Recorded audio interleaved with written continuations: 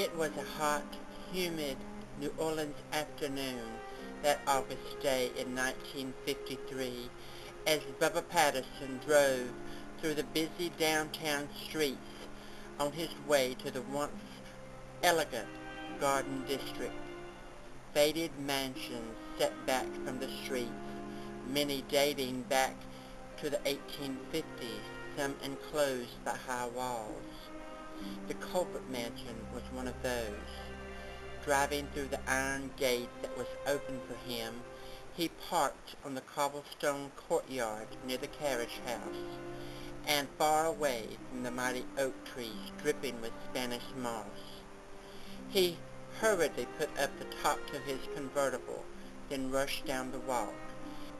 These grounds were being tended by an elderly black man, his age apparent in his bent posture, his white hair clipped short under his big slouch hat. As Bubba made his way up the brick walk that was mostly taken over with grass, he noticed that the fountain had gone dry, with nothing but dead leaves filling its once ample spaces as ivy poured from the mouth of a dolphin. Walking up the front steps with two rustic stone lions guarding, he knocked on the door.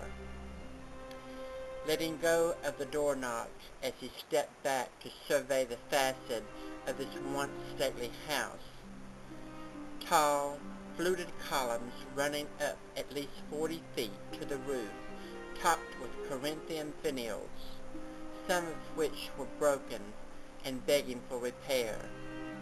Birds nested here and there, filling the holes. The front gallery was long, with a floor of brick in a basket-weave pattern, was barren of any furniture at all. Left two large marble urns flanked the sides of the door and looked as if they should be filled with potted plants, maybe ferns, but they were empty and filled with only dust and cobwebs. Suddenly the huge door opened, and there stood a stout, gray-haired black woman of about 60, wearing a neatly pressed black dress and crisp white apron. Noticing that though the outside was shabby, the inside was sparkling clean, no doubt due to the efforts of this woman who stood before him. He was instructed to have a seat on the settle in the wide hall while she announced him to her mistress. Presently the maid motioned to enter the room she said was the drawing room. On entering the high-ceilinged room, he saw a massive wing-back chair next to a crackling fire, with a small, withered woman in an old-fashioned dress of black lace, high collar covering her slim neck. Her white hair was pulled back from her face and covered by a matching lace cap. Her face was wrinkled, but the wrinkles had set in an interesting pattern and had been powdered over. Her hands covered with black gloves up to her long sleeves of her dress. Over all she wore a type of woolen cape pulled around her and fastened with a small gold filigree pin in the shape of a butterfly. Her lap covered with a brightly colored crocheted afghan. The room was large but stifling hot. Because of her age, the elderly woman seemed not to be able to get warm. As Bubba approached her, she looked up with a start.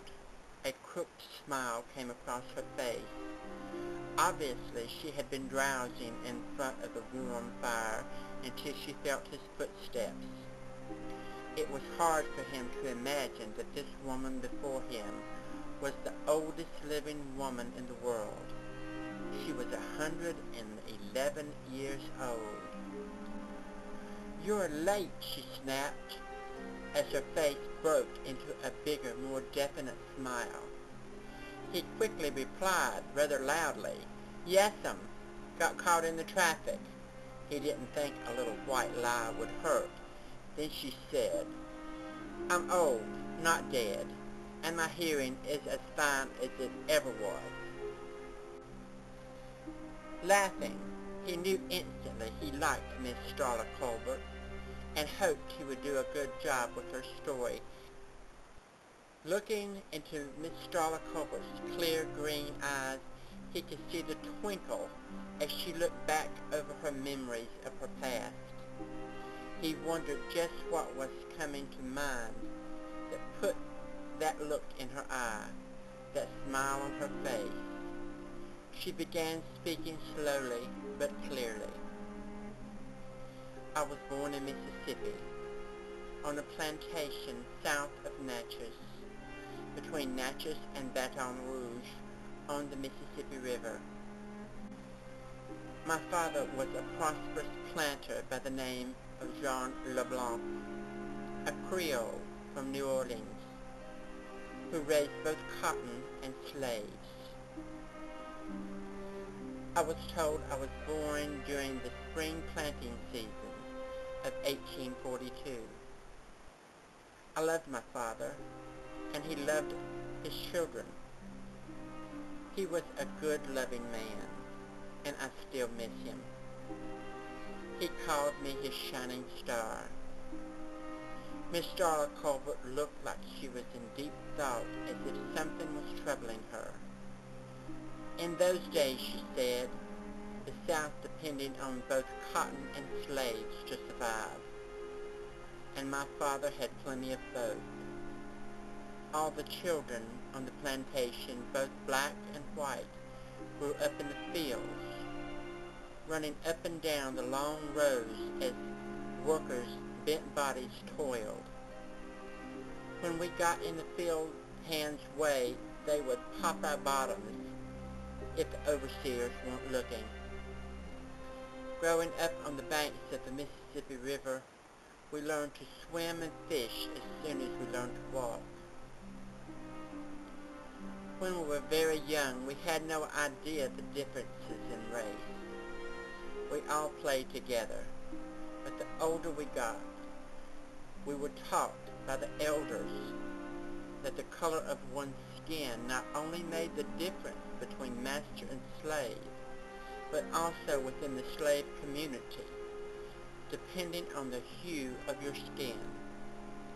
We were told that the boogeyman or devil was black, and that if we were bad, he would come to get us and take us away. So when we saw one of the darker slaves, who was very black, we would run squealing, calling them the boogeyman, knowing full well that we had been bad and done something that would have been considered an infraction and warrant our being taken away by the feared boogeyman to who knows where, and surely we didn't want to find out.